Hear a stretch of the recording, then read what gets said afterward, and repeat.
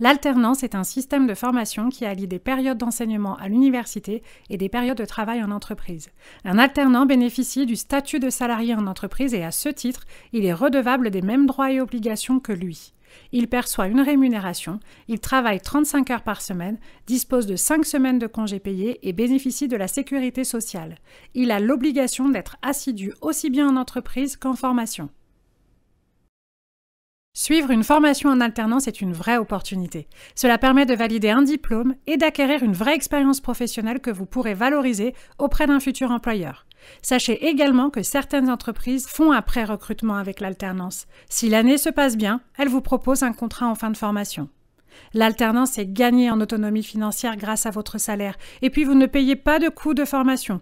De plus, vous n'êtes pas seul. Un tuteur universitaire et un tuteur en entreprise vous accompagnent dans vos apprentissages. Ils se rencontrent et échangent sur votre scolarité.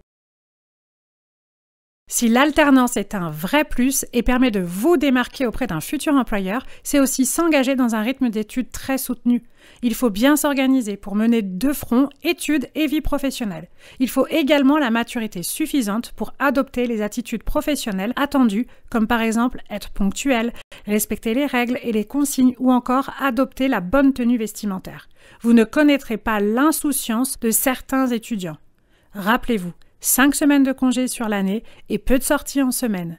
Votre employeur peut vous proposer 2 types de contrats d'alternance. Le contrat d'apprentissage vient d'être réformé. Il s'adresse à toute personne de moins de 30 ans et peut être déployé dans toutes les structures privées, publiques ou associatives pour toutes les formations. Vous touchez une rémunération qui dépend de votre âge, de votre ancienneté dans l'apprentissage et du niveau de la formation. Si l'entreprise relève d'une convention collective plus avantageuse, ce sont ces dispositions-là qui s'appliquent. Retenez que la grille de rémunération est indicative et que l'employeur peut décider de vous verser plus. Le contrat d'apprentissage est intéressant pour l'étudiant car vous n'êtes pas soumis à l'impôt sur le revenu dans la limite du SMIC. Vous pouvez également bénéficier d'une aide de 500 € pour passer le permis B.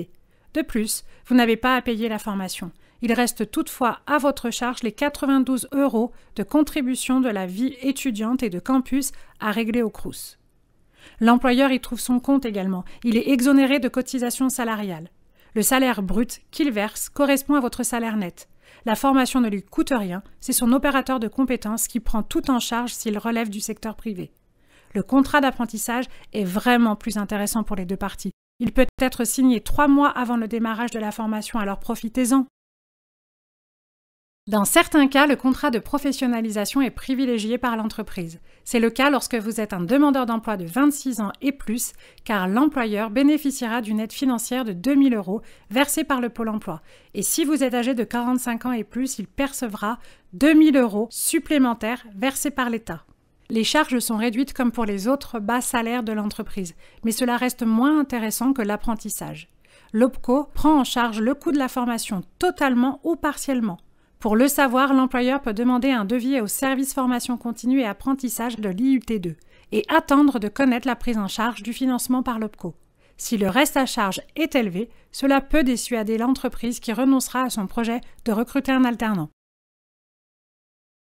Pour trouver un contrat, vous devez avoir un projet professionnel suffisamment construit pour intéresser l'employeur.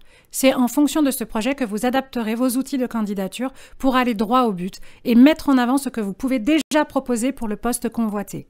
Le BUT TC et les DUT GEA, TC, CJ et Infocom sont dispensés en alternance et l'IUT2 propose des ateliers d'accompagnement pour bien définir votre projet et revoir votre CV et lettre de motivation. Il est fortement recommandé de participer à ces ateliers en amont des entretiens de recrutement. Plus le projet est clair, plus il sera facile de vous transmettre des offres d'alternance adaptées. Pour les licences professionnelles et licences générales, les responsables de formation vous accompagnent également. Certaines formations sont réalisées en partenariat avec des branches professionnelles ou des réseaux d'entreprises.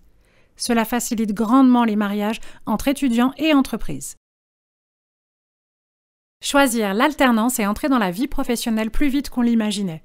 C'est gagner en expérience, en maturité, et cela fera de vous un professionnel convoité. Pour autant, ce n'est pas une décision à prendre à la légère. Vous devrez adapter votre rythme de vie et il faut vous sentir prêt pour cela. Pour candidater au BUT TC, rendez-vous sur Parcoursup.